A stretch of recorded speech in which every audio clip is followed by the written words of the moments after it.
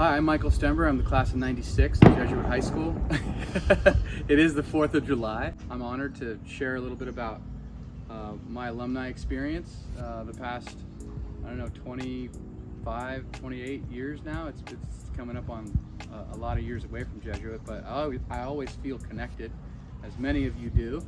And it's been a really special last, maybe 10 years as I've gotten more into the thing that is most passionate to me, which is food, and preparing food that's healthy, food that's beautiful, food that nourishes. Those things are all really important to me. I've had a couple of renditions of that. One is a restaurant in New York. One is an underground sushi party that cruised around the world for a decade. Now it's a gorgeous night, and we're gonna whip up a little food and talk about what I've been up to the last 25 years. Being a multi-sport athlete at Jesuit is a unique experience. It's very competitive, so learning how to compete at a high level was paramount to the Jesuit experience. I think every student athlete there can attest to the level of competition. The camaraderie was certainly something that was just awesome. I look back on the fondest memories from the soccer team, the basketball team, and of course the track team. I had an opportunity to travel quite a bit as an athlete later in life and build a lot of teams, but looking back on the Jesuit experience, it was some of the most cherished memories of all time. I don't think they were ever separated, my athletic effort and my chef passion. I think as a young kid growing up in a big family, the youngest of 6 kids, with a mom who really loved cooking and wanted to prepare better food than maybe the restaurants might provide, or whatever that means these days. It's certainly, things have changed with all sorts of options, but our mode of operation was going to the Denio's Farmers Market and every Saturday morning and picking up $100 worth of vegetables and bringing that box back to the house and turning it into 6 or 7 awesome feasts for 10 or 12 people, family members, people that were on our sports teams as siblings and friends, and it felt like a feast almost every single week as I grew up. So I was very used to preparing that food with my mom, shopping and selecting that food with my mom. She had a huge impact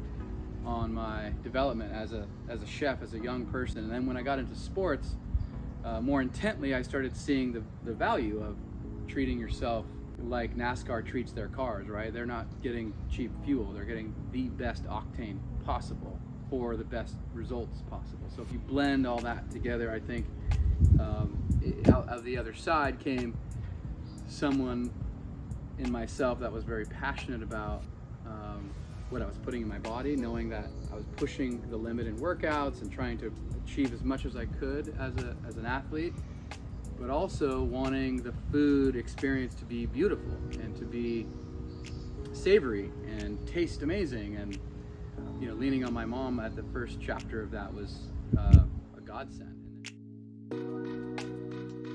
Los Angeles certainly was. Yes, Los Angeles was an exciting one. Yeah, because it was the first time we started cooking for a number of people. This was the apex of me becoming a chef, professional chef, I suppose. And professional chefs, I guess, charge money for the art form in front of you that you get to eat, right? And that was the first time. And I called her first when I had the inspiration and said, all right, I'm gonna do this. I am going to call my mom and see if she can paint a mural on the wall and make my weird apartment look a lot better. So called her, and as being the artist she is, I said, hey, can you paint a cherry blossom tree, right? Yes, and so I went down for the weekend and said I had to be back for school early the next, 3 days on Monday, and thinking I was going to be leaving Sunday, I left 6 o'clock Monday morning and went straight to school. But she finished a beautiful... But we finished it, and he helped me also do the blossoms, and we had to hurry, so we thought maybe the vegetable.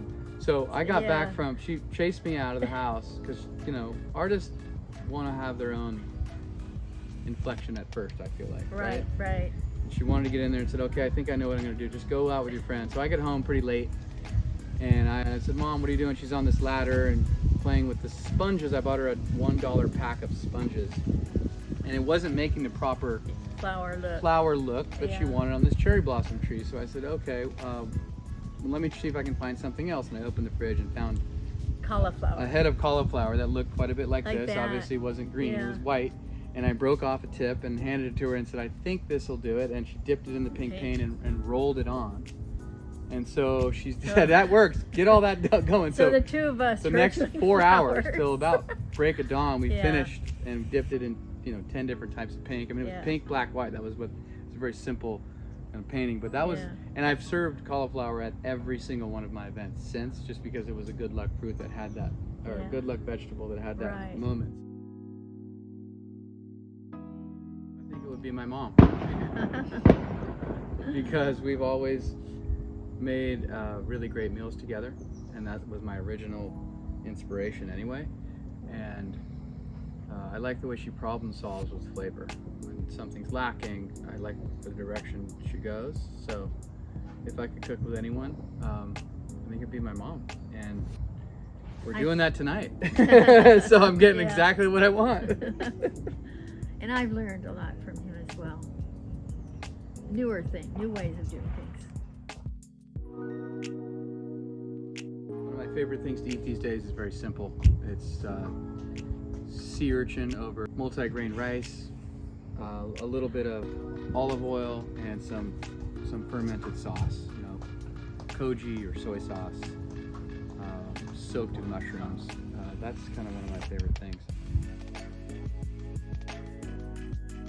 My go-to healthy snacks always include protein, fiber, and fat. Those are the three things that you can kind of build things around.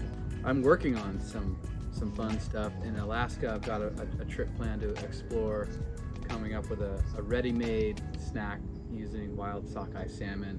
Smoked sockeye salmon has a couple different things that I just described in there. So I think smoked fish is really, really fun. Smoked fish, crackers, Meyer lemon. That would be a ready-made snack I'd lean on. Avocado toast is probably fun. Bruschetta we're gonna have tonight. Pretty fun snack. I think tacos are pretty quick snacks, especially if you have this tomahawk steak already done, which is almost ready. We just need to get the tortillas, but that's a quick meal.